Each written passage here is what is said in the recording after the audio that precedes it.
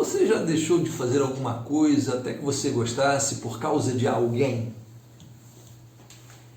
Por um cuidado, enfim, deixou de usar, de falar alguma coisa por causa de alguém? É sobre isso que nós vamos conversar hoje, né? Baseado aqui em Mateus capítulo 17. Vamos lá, vamos ver o que tem esse texto aqui.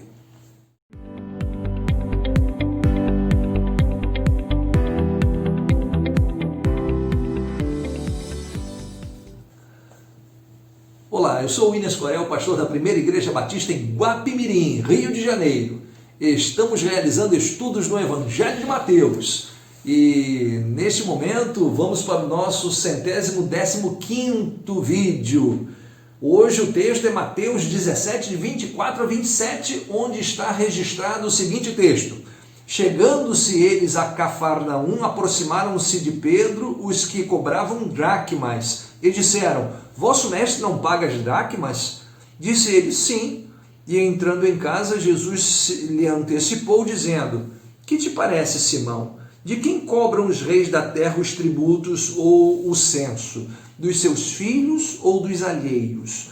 Disse-lhe Pedro: Dos alheios. Disse-lhe Jesus: Logo, estão livres os filhos. Mas para que não os escandalizemos, vai ao mar, lança um anzol, tira o primeiro peixe que subir, e abrindo-lhe a boca, encontrarás um estáter. Toma-o e dá-o por mim e por ti. Que o Senhor Deus nos abençoe. O que está em jogo aqui é o seguinte, nesse texto. Ao que tudo indica, Jesus não era devedor daquilo que os religiosos estavam cutucando ou catucando Jesus. Eles foram aos discípulos: o seu mestre não paga impostos? Um determinado tipo de imposto que é descrito aqui. E Jesus disse: não, mas isso é dos alheios, não dos da terra. Então, a Bíblia diz que Jesus se antecipa quando Pedro e os discípulos entram e faz essa abordagem e diz: de quem cobram os impostos? Dos da terra ou dos alheios? Dos alheios. Então os da terra estão livres. Mas para que não os escandalizemos, você vai lá, pesca, pega o anzol, pesca, e na boca do peixe virá uma moeda. Dá-o por mim e por ti. Engraçado isso, né?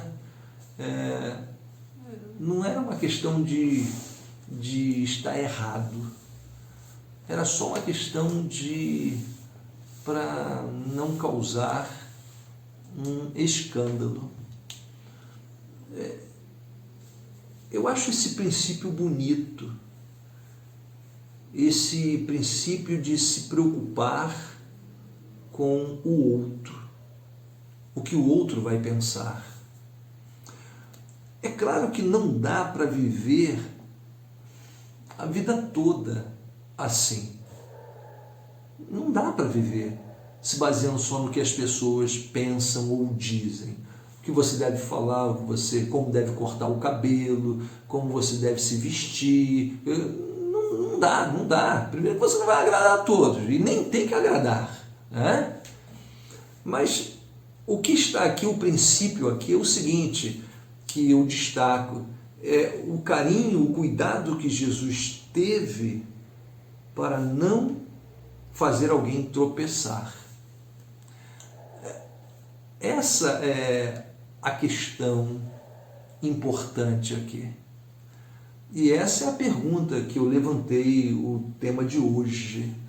Você já fez alguma coisa, deixou de fazer, passou a fazer, preocupado com o olhar do seu irmão?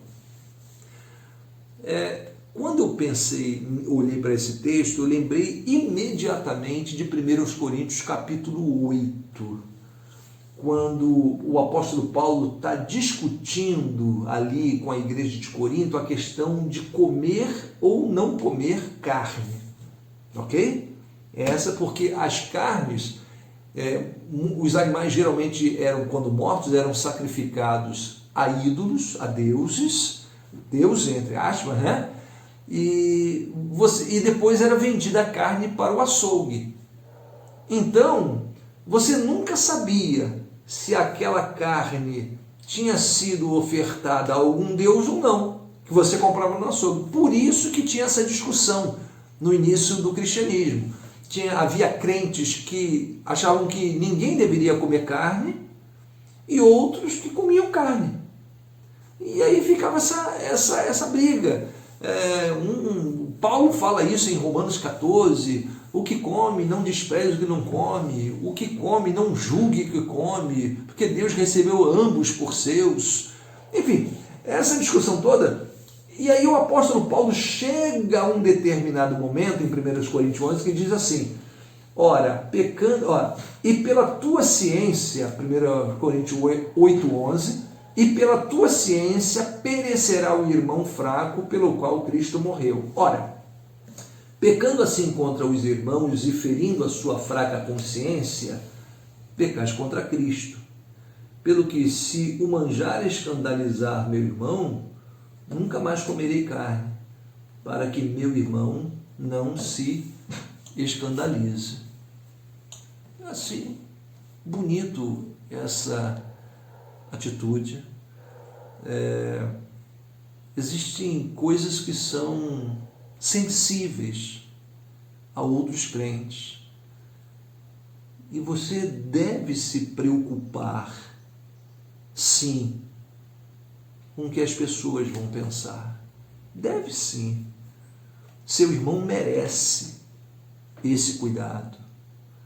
A pessoa que está ao seu redor merece esse cuidado.